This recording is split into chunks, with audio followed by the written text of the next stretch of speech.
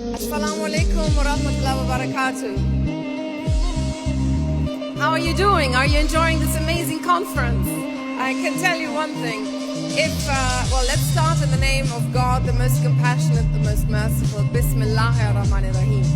In 92, that one day I would be a practicing Muslim and standing in front of all of you to tell my tale that I was introduced to Islam, not by a long-bearded imam who perhaps rammed religious rulings down my throat, no, by a handsome sports star, Imran Khan.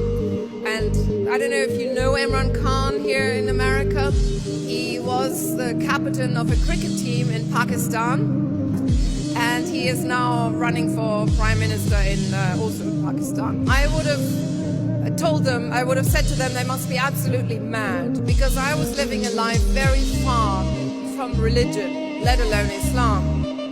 I was working in an environment, that obviously was filled with lights, glamour, action, stars, all sorts of things, but not exactly spirituality. But God works in mysterious ways, and He knows what He's doing.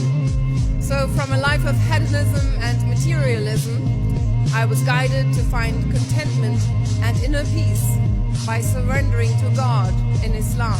Alhamdulillah. Alhamdulillah. Takbir.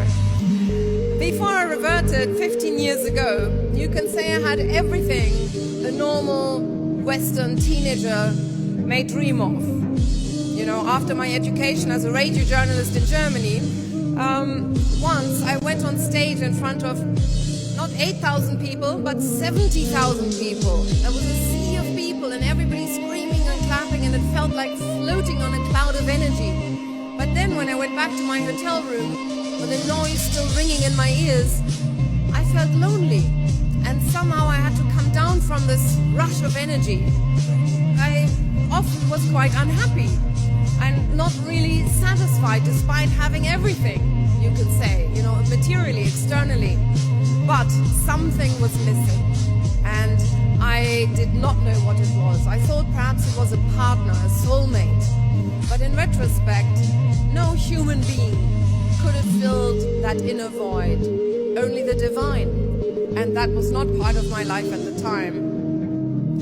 Eventually, and it was at this time of dissatisfaction that I was introduced to Islam, not by a long-bearded imam who perhaps rammed religious rulings down my throat, no, by a handsome